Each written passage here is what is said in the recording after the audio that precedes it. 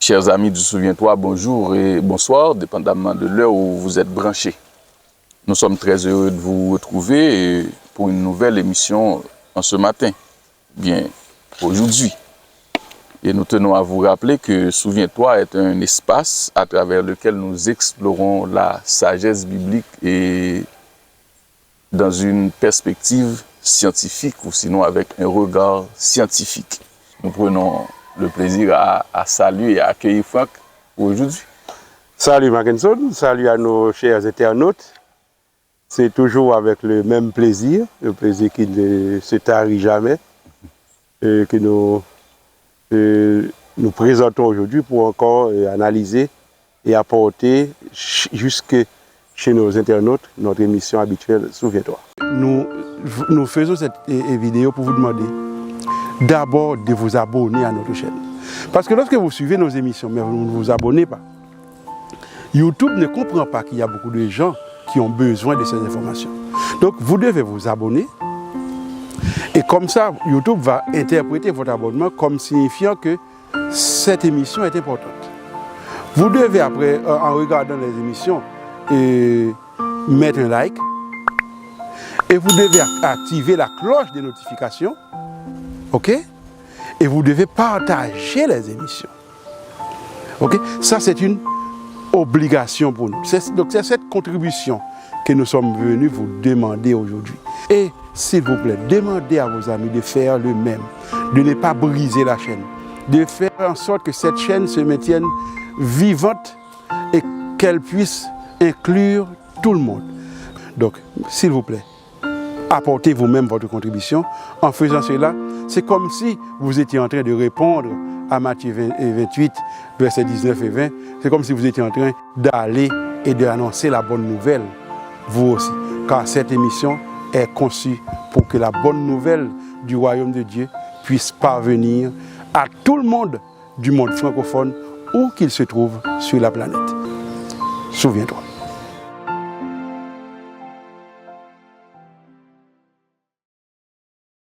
Dans le cadre de l'émission d'aujourd'hui, nous allons essayer de considérer les principaux enseignements du livre de la Genèse et sur la société antique. Et tu vas essayer d'écrire ou bien de développer pour nous, de nous expliquer par exemple la société, et donc les caractéristiques de la société d'une manière générale et antique, donc la structure, donc d'abord l'organisation sociale, la structure sociale et le résultat, ou sinon les conséquences, donc qu'est-ce que tout cela produit. Ok. Yeah. Je suis très heureux de cette question, mais tu me permettras quand même de dire que c'est une question très vaste, oui, que nous allons devoir essayer de circonscrire, voilà, au fur et à mesure que, oui, que nous allons faire l'analyse. Et alors, d'abord, qu'est-ce qu'il nous faut rappeler? Parce que de manière didactique, nous aimons toujours faire des rappels. Et ça, nous avons déjà réalisé beaucoup d'épisodes sur la Genèse. Et je crois que l'essentiel jusqu'ici a été pour nous de faire comprendre que la Genèse, c'est un récit. Et ce n'est pas un récit imaginaire, fictif, c'est un récit historique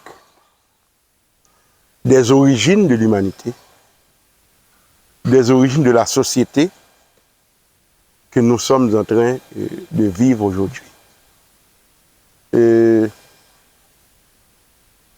La Genèse nous présente un récit dans un langage tellement simple que pour certaines personnes, elles ont beaucoup de difficultés à admettre que comment un récit aussi simple, sans complications, sans langage, je dirais, compliqué, comment un tel récit pourrait être réellement la vérité. Bon, nous avons vu que les différentes sciences de l'homme, telles que l'archéologie, la biologie, la géologie, etc., beaucoup d'études qui sont réalisées et qui sont menées actuellement dans ce domaine nous montre réellement que, eh bien, l'homme n'est pas le résultat de processus lent, graduel, évolutif, mais que l'homme est réellement le résultat d'une planification, telle que la Bible nous le dit, telle que la Genèse nous le dit, que l'homme est un produit de la planification de Dieu, même si la science ne peut pas nous parler de Dieu, parce que les scientifiques se limitent à ne pas parler de surnaturel. Donc tout ce qui n'est pas observable, qui ne se soumet pas aux instruments et aux outils utilisés par les scientifiques pour mener leurs études. Eh bien, à ce moment-là, la science ne va pas se prononcer. Cependant, la science nous donne suffisamment d'éléments qui nous permettent de comprendre qu'il n'y a rien qui soit au hasard, même les feuilles, les plantes que nous observons, etc. Eh bien, elles n'existent pas par hasard, elles sont le résultat d'une planification. Maintenant, du point de vue de l'organisation sociale, qu'est-ce que la Bible peut nous dire? Rappelons, avant d'entrer dans ce point, que nous avons fait remarquer, même si nous n'avons pas étudié tous les versets, toutes les parties en détail, mais nous avons parcouru les 50 chapitres de la Genèse. Oui, déjà. Eh bien, qu'est-ce que nous avons constaté dans ce chapitre? C'est qu'il s'agit de récits historiques. Donc, on doit lire ça comme un récit. Eh bien, nous avons appris à lire la Bible de cette manière, même si nous n'avons pas donné les autres exemples, mais nous les avons quand même cités, pour montrer que, eh bien, dans la Bible, il y a les récits, mais de d'autres parties de la Bible, nous pouvons trouver des prophéties, d'autres genres littéraires. Il y a d'autres genres littéraires. Mais la Genèse, c'est le genre historique. Voilà. C'est le genre narratif. Voilà. Donc c'est une narration. C'est une narration.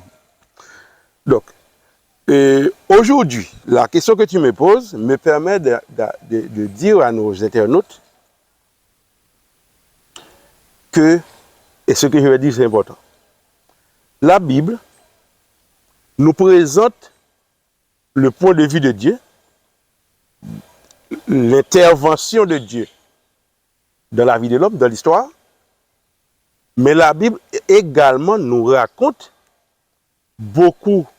La Bible nous présente, laissez-moi le dire de cette manière de préférence, beaucoup d'éléments géographiques, beaucoup d'éléments historiques, beaucoup d'éléments sociaux, culturels, qui ne sont pas nécessairement le point de vue de Dieu ou le point de vue de la Bible. Ce ne sont pas nécessairement le point de vue de Dieu, comme s'il s'agissait d'une doctrine qui nous serait formulée.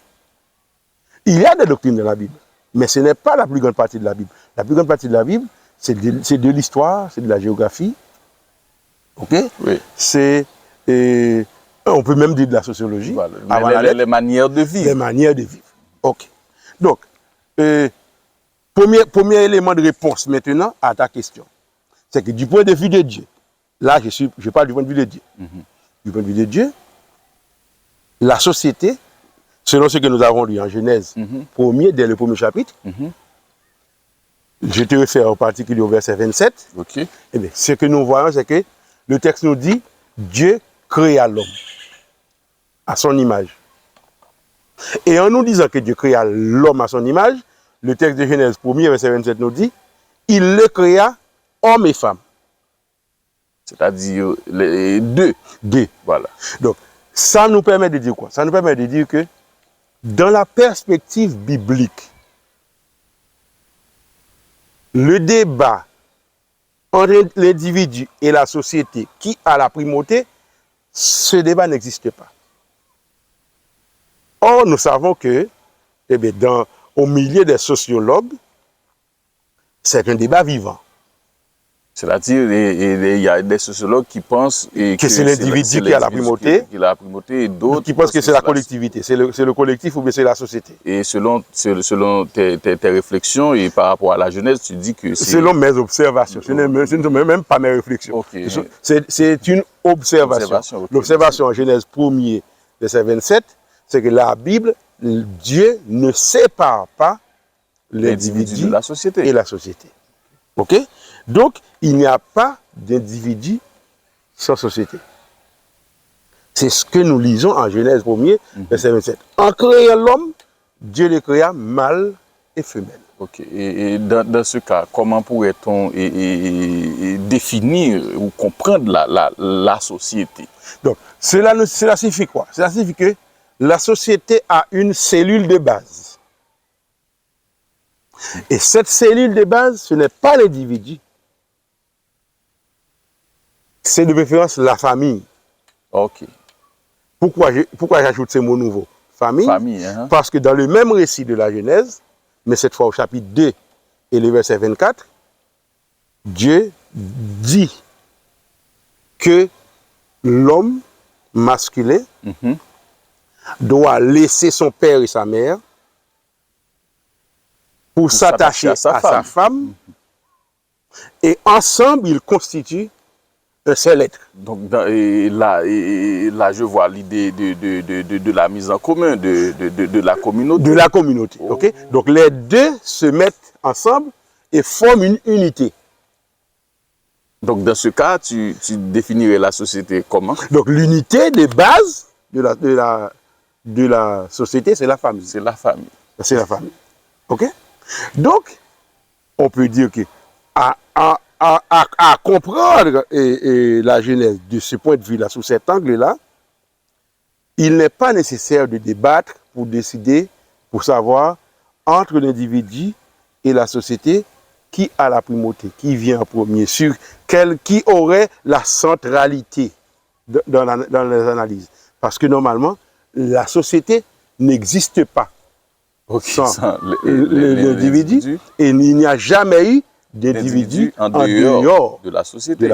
Okay. Qu'est-ce que cela implique dans la société que des gens pensent que c'est l'individu qui est le plus important, qui a la primauté? Eh bien, qu'est-ce que ça implique? Par exemple, aujourd'hui, tu vois qu'il y a des luttes pour émanciper l'individu, des luttes sociales. Et si tu prends un texte, je dirais un texte fameux, et non seulement fameux, mais central, comme l'origine de la famille, de la propriété privée et de l'État. Je suis en train de citer Friedrich Engels. Friedrich Engels, l'ami de Marx. Eh bien, dans sa perspective, la famille serait vue comme, je ne sais pas si je dois dire une invention, en tout cas, la famille serait un produit de la propriété privée. Et que, dans ce cas, en abolissant la propriété privée, et en conséquence, en abolissant l'État qui est le garant de la propriété privée, on abolirait ainsi la famille. Eh bien, tu vois que cette perspective s'inscrit dans une lutte, je dirais, dans une lutte directe et diamétrale contre la perspective biblique. Parce que Dieu n'a jamais fait reposer la société sur l'individu. Il a fait reposer la société sur la famille. Et cette perspective biblique nous permet également de dire que la famille ne résulte pas de l'invention de l'État ou bien de la création de la propriété privée. La famille est antérieure à ces deux institutions. La famille, c'est l'institution de base. Ce n'est pas la famille, ce n'est pas la propriété privée ou la famille ou l'État qui crée la famille. De préférence, la famille vient avant. La famille vient avant. Et que, comme l'histoire c'est l'une des multiples possibilités qui s'est réalisée, parce qu'il y a eu d'autres possibilités qui auraient pu se réaliser, mais ce qui s'est réalisé, c'est cette possibilité-là. Eh bien, c'est ça l'histoire. Eh bien, on aurait pu avoir une société sans propriété privée et sans État, mais on aurait quand même eu la famille. C'est que la société n'a jamais existé sans la famille. Donc, en prétendant abolir la famille, eh c'est la société qui disparaît. C'est ce que le texte de Genèse 1er et de Genèse 2 nous permet de comprendre. Ok. Donc, la Bible, et ça c'est le point de vue de Dieu, et je ne sais pas si Dieu a besoin de porte-parole, mais de toute façon, selon ce que nous comprenons, nous pouvons sans risque et sans peur dire que eh bien, Dieu endosse le fait que la société est fondée sur l'unité de base qu'il a créée au départ, qui est la famille. Et exactement, le texte de Genèse 2, verset 24 que j'ai cité tout à l'heure, nous permet de faire une autre avancée pour dire que la famille, dans la perspective de Dieu, c'est une famille, je vais employer deux adjectifs, c'est une famille monogamique, ok? Monogamique et hétérosexuelle. Monogamique et hétérosexuelle. Monogamique et hétérosexuelle. Je vais plus tard ajouter un autre adjectif, mais qui demandera beaucoup plus d'explications, parce que ça va froisser certaines personnes. Ben, Pourquoi? Parce qu'il y a une mauvaise compréhension de ça actuellement dans la société. Mais quelle est cette... C'est l'adjectif patriarcal. Ok, voilà, ok. Parce que le patriarcat tel qu'il est exposé dans la Bible n'est pas exactement ce qu'on comprend aujourd'hui. Mais nous allons essayer d'expliquer ça et en espérant que nos internautes nous accompagneront dans le raisonnement. Donc, nous disons quoi? Nous disons que la famille, dans la perspective biblique et dans la perspective de Dieu, quand je dis la perspective biblique, c'est la perspective que la Bible endosse. Parce qu'il y a des choses que la Bible raconte, mais qu'elle n'endosse pas. N'endosse pas, ok. Bah. De la perspective biblique, de la perspective que la Bible endosse, de la perspective de Dieu, la famille est monogamique. Lorsque nous disons monogamique, nous disons quoi? Nous disons que la famille, c'est deux personnes. Un homme, une femme. Une femme. Donc, ce n'est pas un homme et plusieurs femmes, ni une femme et plusieurs hommes. Mais c'est monogamique. Donc, dans la perspective biblique, trois personnes ne peuvent pas se marier ensemble. Donc, tu veux dire que Dieu n'enseigne pas la polygamie? Non. Dieu, la perspective de Dieu dans la Bible, c'est que la famille n'a pas trois personnes. Et le mariage n'a pas trois personnes, mais c'est deux. Alors pourquoi? Deuxième chose à préciser, c'est que la famille est, en plus d'être monogamique, hétérosexuelle.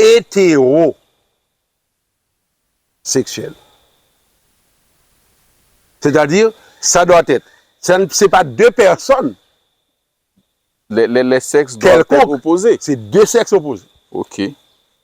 C'est un homme et une femme. Ok, alors, tu viens de dire que donc Dieu n'endosse pas la polygamie. Donc, dans le point de vue de Dieu, la polygamie n'existe pas. Mais pourquoi?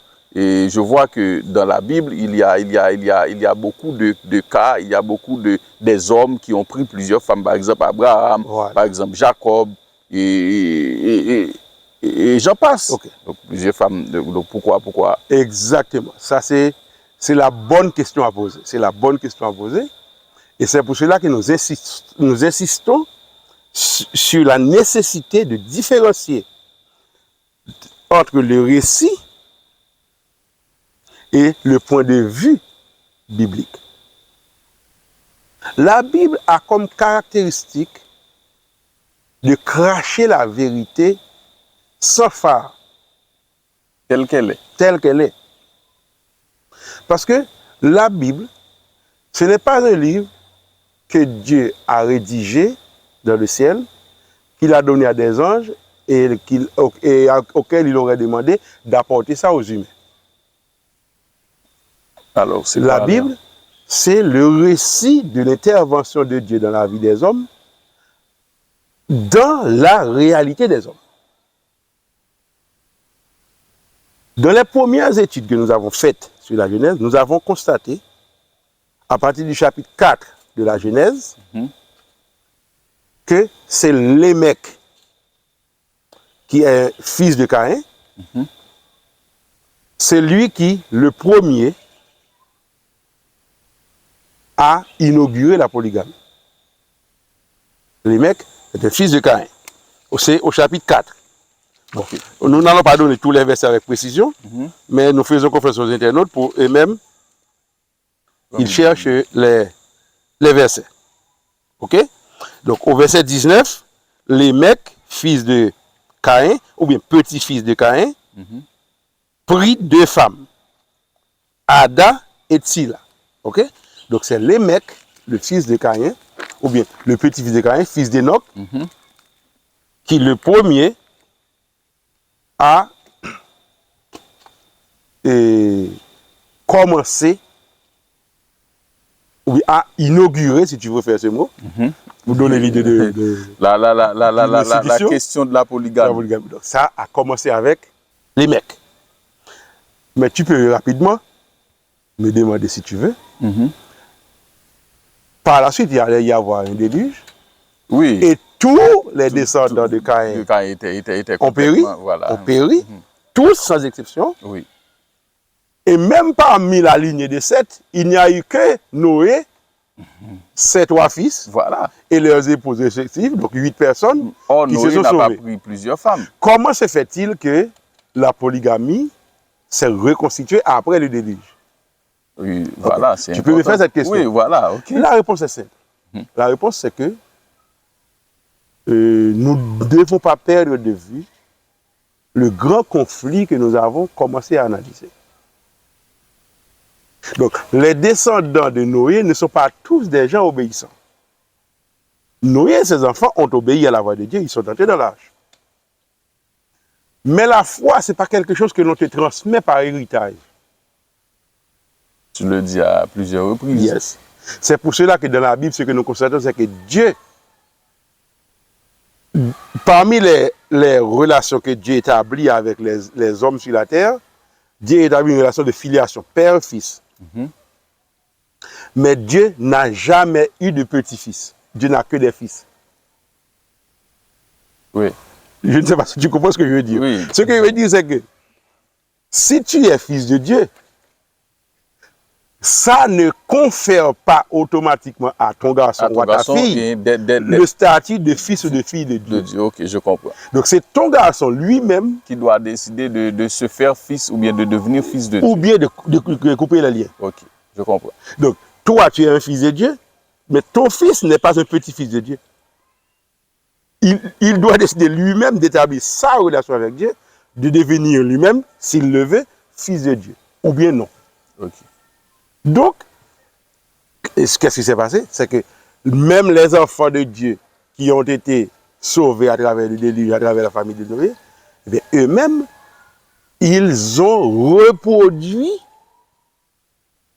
les pratiques qui n'ont pas leur origine en Dieu, mais qui ont leur origine en l'ennemi de Dieu. Et c'est ce à quoi nous avons assisté pendant une bonne partie de l'histoire, de plus de 1000 ans d'histoire, de plus de 2000 ans d'histoire qui sont résumés dans les 50 chapitres de la Genèse. Okay? Donc, la polygamie est présente dans l'histoire de la Genèse, mais si tu me permets, je dirais c'est en tant que fait social. Ok, donc la polygamie, c'est un fait social. On peut le dire comme ça. On peut utiliser ce langage de Caïmien pour dire que c'est un fait social. C'est-à-dire, c'est une pratique qui est instituée, instaurée et acceptée dans la société. La société dans laquelle Dieu fait des interventions et donc la société de laquelle la Bible nous donne des récits. Mais cela ne veut pas dire que c'est le point de vue de Dieu. Ok. Donc, nous pouvons dire que la polygamie, c'est un fait social de la société antique. Et qu'est-ce que cela veut dire? Et qu'est-ce que cela veut dire? Et c'est un fait social. Ok, ça signifie quoi? Ça signifie que c'est une manière de faire, c'est une manière d'agir, une manière de penser, c'est une manière de faire qui existent dans la société, qui sont pratiqués par des gens de la société, je dirais, auxquels ils ne pensent même pas, sur lesquels ils ne pensent pas, qu'ils reproduisent et qui plus souvent s'imposent à eux et qu'ils reproduisent sans se poser de questions. C'est-à-dire, c'est un fait qui est extérieur à leur conscience. Ok, donc c'est un fait qui existe dans la société, indépendamment de ce que chacun individuellement pense. Donc, qui est extérieur à la conscience individuelle. À la conscience individuelle, exactement. Donc, la polygamie, c'est quelque chose de comme ça. Par exemple, comme tu peux te demander, tu prends un homme comme Abraham. Oui. Abraham, après le déluge, est devenu un personnage central. Et depuis qu'Abraham est né, depuis que Dieu a appelé Abraham jusqu'à aujourd'hui, Abraham est central à la fois pour les Juifs et les chrétiens, parce que tout le monde se réclame d'Abraham. C'est le père de la foi. C'est comme ça que la Bible l'appelle, le père de la foi. Tu peux te demander, mais comment un homme comme Abraham peut-il avoir deux femmes? Oui. Donc nous avons déjà analysé ça. Donc il était tenu de coucher, par exemple, avec la servante de sa femme. Oui. Mais écoute, comment un homme comme Abraham accepte-t-il avec autant de facilité de prendre cette deuxième femme? C'est que ce n'est pas lui qui allait instaurer ça. C'était une pratique. C'était une pratique de l'époque. Okay. D'ailleurs, lorsqu'il est arrivé en Égypte avec sa femme, Sarah, qu'a-t-il demandé à Sarah? Ah, tu es une belle femme. Dès que les Égyptiens vont te voir, ils vont vouloir t'avoir comme femme. Et s'ils savent que je suis ton mari, sa vie allait être en péril. Ils vont se dire, bien, une fois que son mari est mort, bien maintenant elle est libre, on peut l'avoir comme femme. Donc, et finalement, qui a tenté d'avoir Sarah comme femme? C'est le roi d'Égypte. Est-ce que tu penses que le roi était célibataire à ce moment-là? Mais non. Non, il avait déjà des femmes. Donc tu veux nous dire que Abraham a raisonné en fonction de la réalité sociale de son milieu. Oui, et il savait déjà que le pharaon a déjà pas même une seule femme, plusieurs femmes, mais que rien ne l'empêche d'avoir encore une autre femme. Voilà, même pour une nuit. Même pour une nuit. Ou bien d'avoir un arrêt une fois là. Voilà. Ou une fois chaque 2 ans. Voilà, donc de toute manière, cette belle femme est devenue, donc est désormais femme de Pharaon. Femme de Pharaon. Okay. Et elle savait qu'elle allait être objet de convoitise, non seulement de Pharaon, mais des nobles de la cour de Pharaon. Donc, ça signifie quoi? Ça signifie que la polygamie, ce n'est pas Dieu qui propose à l'homme d'avoir la polygamie. Lorsque la Bible nous parle de la polygamie, ce n'est pas parce que la Bible est d'accord avec la polygamie. C'est parce que l'histoire qu'elle raconte, la période pendant laquelle cette histoire s'est déroulée, c'était une période au cours de laquelle la polygamie faisait partie des faits sociaux. Ok. Donc, la Bible n'a pas à nous cacher que c'était comme ça. La Bible nous dit que c'était comme ça. Ok. Et pourquoi? Parce que, comme je l'ai dit, la Bible n'est pas là pour cacher les leaders des hommes. Ok. Justement, la Bible est là pour nous faire voir comment Dieu, malgré tous ces problèmes, trouve quand même le moyen, de manière pédagogique, d'enseigner le chemin du salut, d'enseigner la grâce.